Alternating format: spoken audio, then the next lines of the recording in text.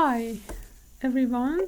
So as promised, a little short video on the solution to 3D wave equation.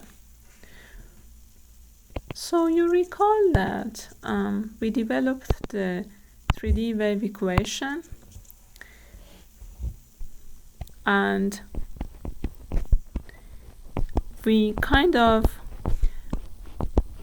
separated the shear wave propagation equation, basically the equation governing the propagation of compressional and shear waves. We separated them. For compressional waves, we developed a equation which looked like this. Del squared E, E be the volumetric strain, so times M, right? This would be equal to rho E double dot or minus rho omega squared E when we assume that in time E can be expressed as an exponential function of I omega t. So it's harmonic, we can write it like that. Okay, let's write this a little bit differently here. If we divide both sides by density rho, then we have this equation,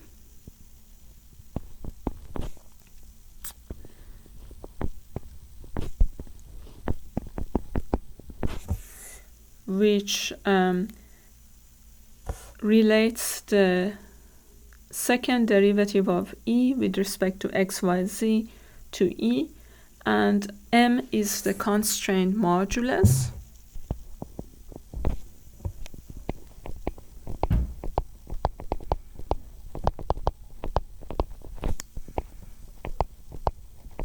Rho is the density and omega is the angular frequency. So M over rho is, we saw that it is Vp squared. Vp be the velocity of propagation of compressional waves in 3D. So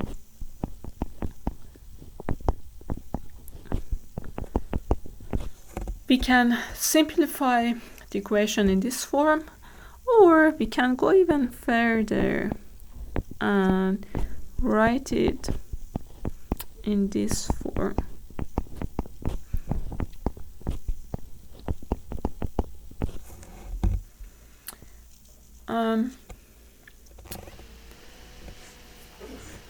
Now, if you remember the vibration, we had equations which looked just like that when we were discussing vibration in one dimension, and we can see that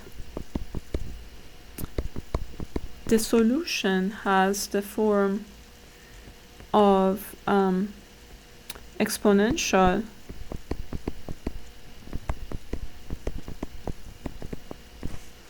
that you can see here. Of course, this is also multiplied by negative I omega over V sub p. This is only when we look at the solution in terms of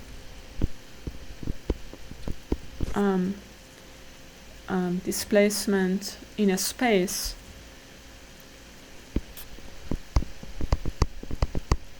So you could also add to that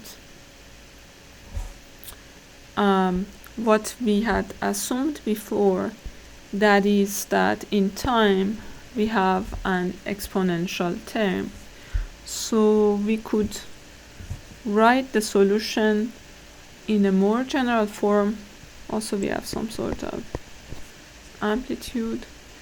So we can write it as, let's bring the constants to the front, some amplitude, right? And then exponential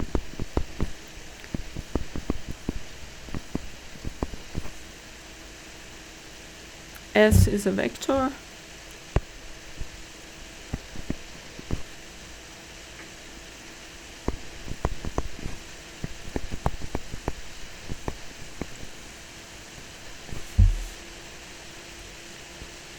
something like that. So I think it's easy to see that this equation satisfies satisfies the wave equation that we derived earlier. So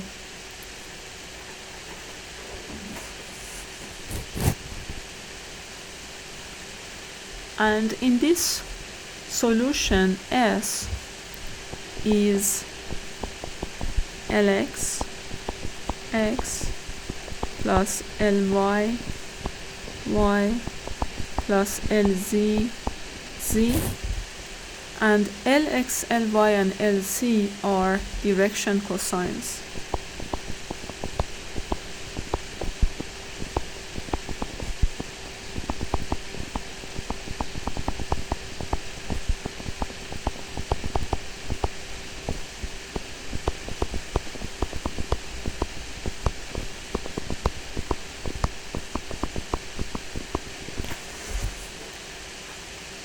Now, so now for this equation,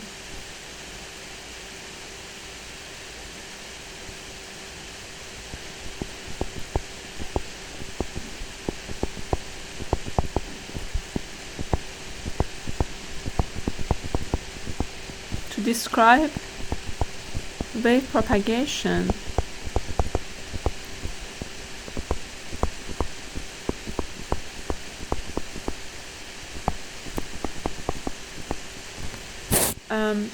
we need to specify that S will be constant.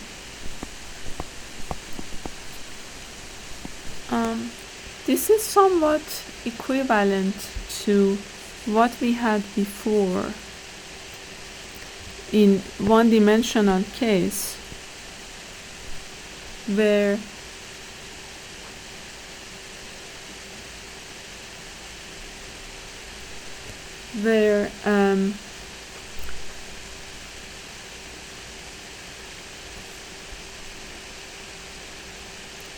basically, so it is equivalent to the situation that we had before, where in one dimension we talked about the solution being functions, and for them to arbitrary functions, and for them to satisfy the wave equation, the shape should not change. So here also S has to be constant. So if S is constant, of course that means that this is an equation of a line. It's an equation of a line. So let's look at this a little bit closer. So that means that here, if we have x and y and z, so this is y, x, z. So we have x, y, z, and we look at a certain direction with a unit vector 1,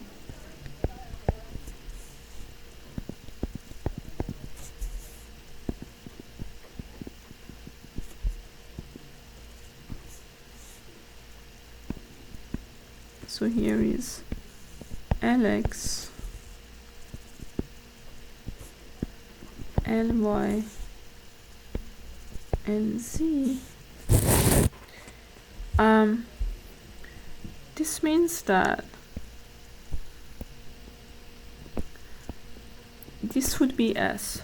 So that would be the equation of x, of S being a constant. That means that this is a line. And then what E describes would be the wavefront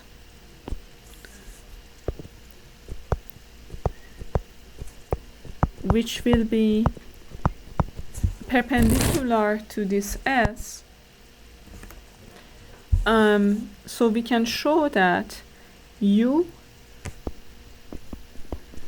will be Lx times some amplitude AC, let's call it, or maybe just A for simplicity, exp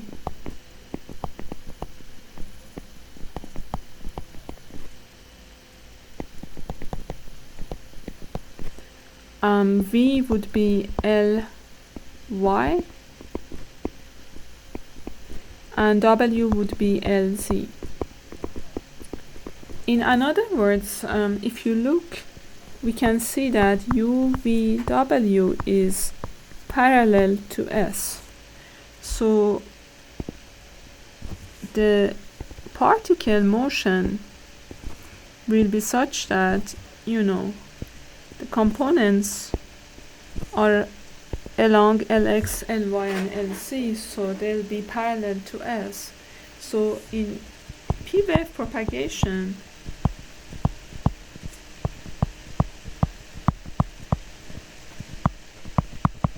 particle displacement is parallel to the propagation direction. Something interesting here in terms of parameters is this omega over Vp. So this is radian per second, and this is, let's say, meter per second. So this is 2 pi f over v sub p and 2 pi over lambda, which is wavelengths.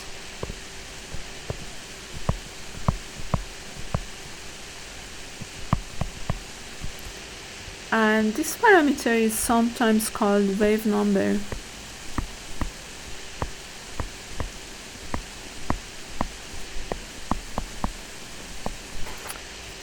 So it is 1 over wavelengths, pretty much. What else?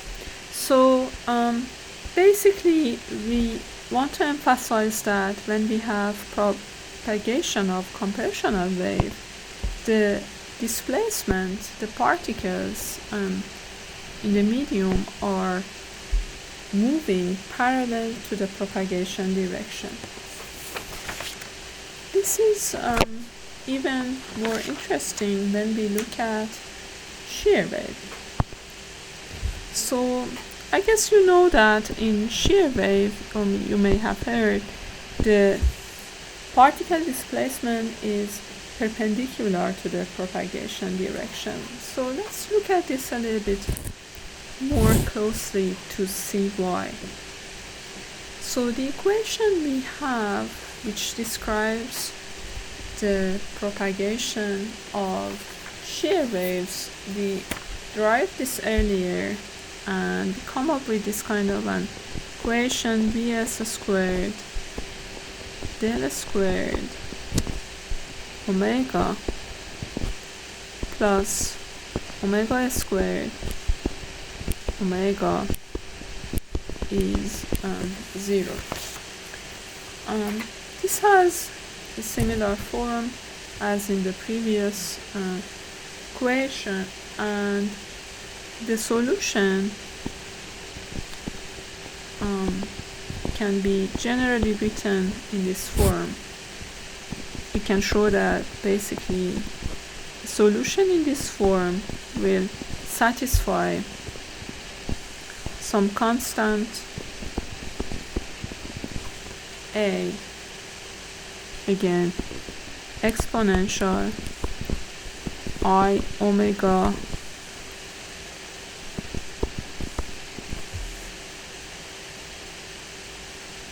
Vs times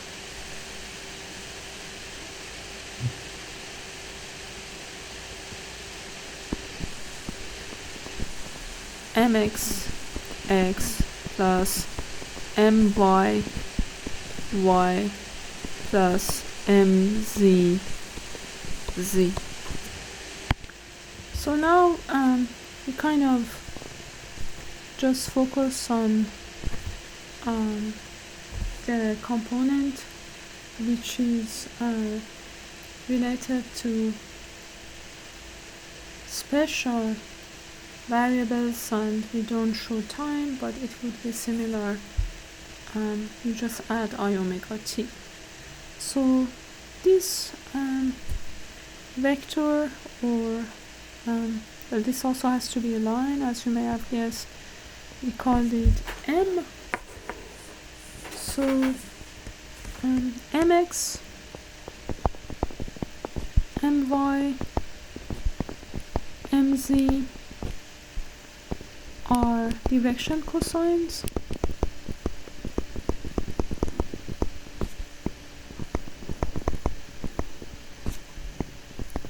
Satisfying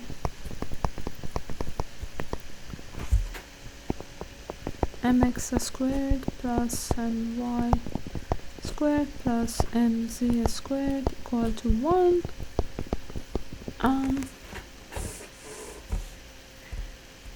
Also, because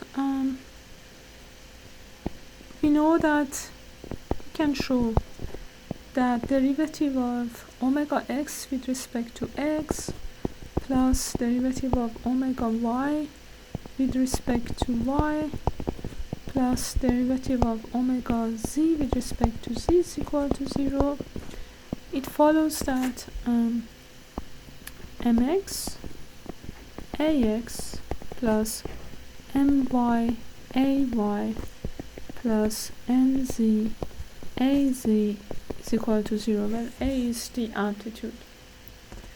Now for this solution to satisfy wave equation, or to describe wave propagation,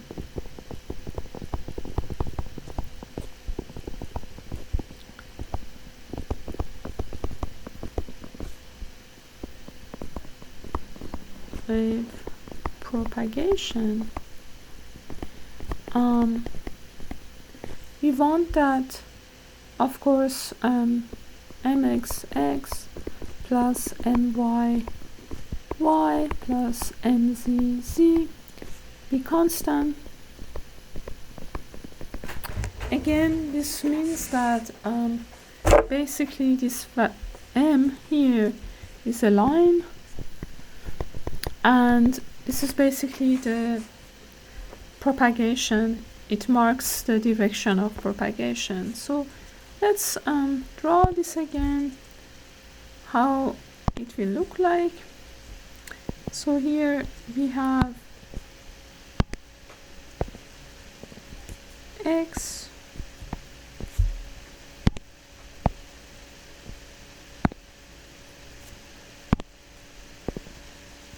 y and z axis. So this is x, this is y, this is the axis. Let's look at vector m. So if this was a unit vector, we could describe it by its direction cosines, which are mz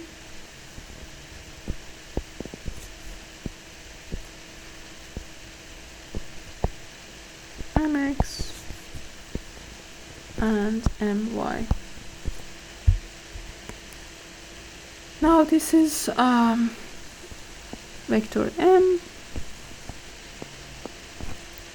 This describes the propagation direction.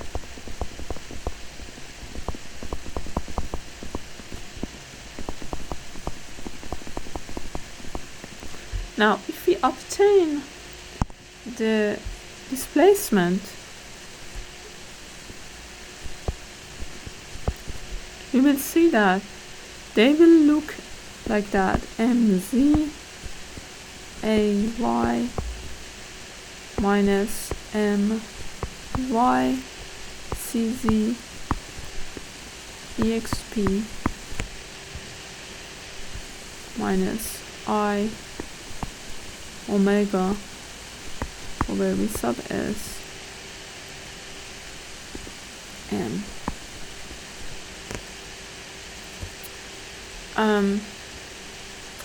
And for vs we also have, then it is mx,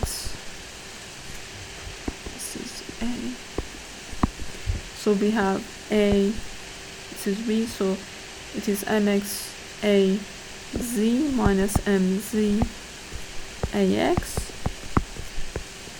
exp omega m es, and then we have ws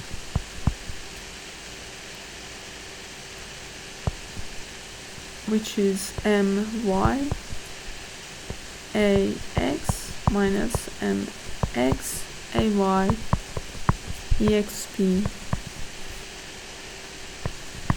minus I omega m over ds. This m is this vector we have. So if we pay attention to the vector we have, us, vs, ws, it is we can obtain this as the vector product or matrix product of m and a. So basically it is m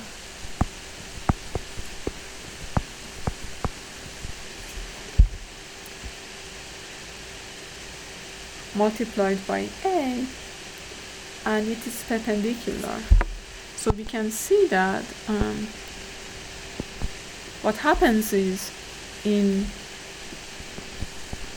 the displacement will be in the plane perpendicular to propagation, but we will have the possibility of two perpendicular displacements. They are still in the same plane, but we can describe them in two perpendicular directions, and one would be, let's say we take one SH, which is horizontally polarized, and one would be SV. So both SH and SV, they have the same propagation velocity. They propagate the same way, and they have the same propagation velocity Vs. And yeah, we may excite one or the other, but both propagate with the same velocity.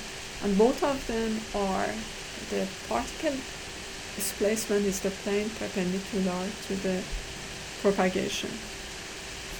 Okay, so I guess with that we kind of can close the chapter on 3D wave propagation.